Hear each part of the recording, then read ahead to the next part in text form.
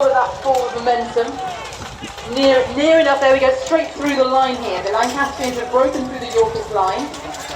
Yes, but they've got surrounded by putting all his strength into the centre like that in one big punch. Somerset has got himself in the middle of Richard of Gloucester's men, and they're all round his. His tactic is backfiring disastrously.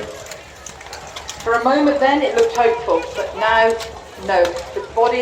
The body count is increasing rapidly, and a lot of it, from what I can see, is the Lancastrian troops are falling. Some of them are in retreat, some of them are in ranks, going towards the river.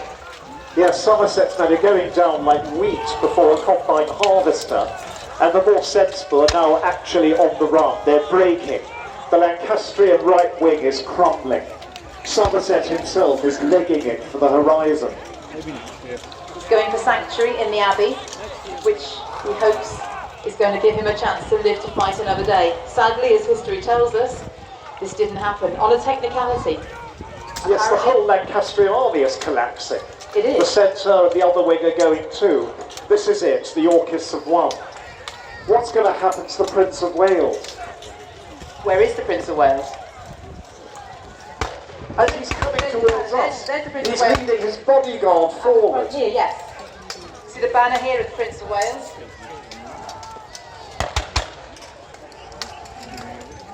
It's a last attempt to seek out King Edward himself on the field as his army runs behind him, kill Edward personally, and snatch victory from defeat in one last heroic gesture.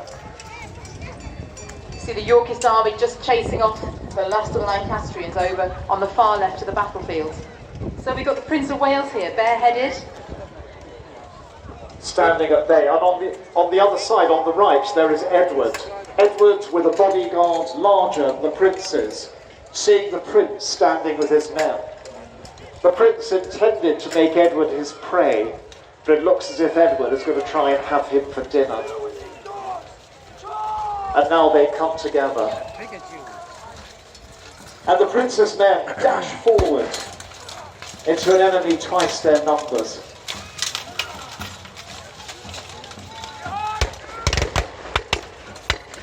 King Edward stands back, as does the prince, and watch their men clash, as the prince's men go down, overwhelmed by a force too large to tackle.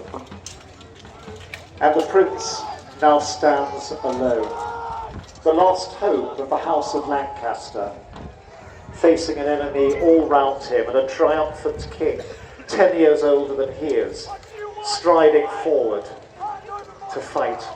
It's not your crown! It belongs to me! You're not here, boy! It's my blood! It's not your blood! My blood! Your blood is of Somerset! They're trading insults. Disputing the paternity of the Prince of Wales by the sound of it as well. Yes, that's the worst insult that can be uttered. Both their helmets are off.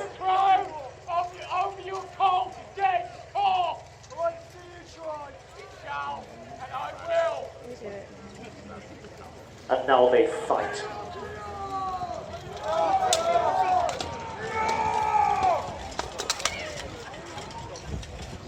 And the prince is doing well. The king's age, only 28, but it's a few years on, the teenager is showing. The prince is moving faster, more agile. The king is getting a few good shots in on the lower body though, and that's going to tire the Prince of Wales out. Not enough to kill him, Yes. but enough to slow him down. You know, the prince has got the energy, but the duke... Oh, no, the king has got the... He's been hit by the prince. The prince has landed 2 tremendous blows on the king's arm. Oh.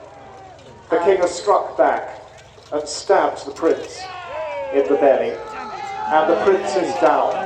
The king kicks him, insults him, and his triumphant men shout a York all round. The prince heaves himself up upon his hands and his knees. He's off. Oh. He was offered mercy but shouted Lancaster instead and received a fatal blow.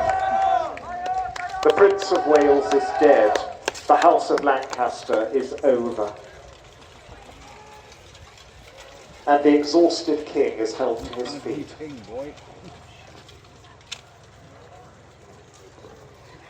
Ladies and gentlemen, the day belongs to York.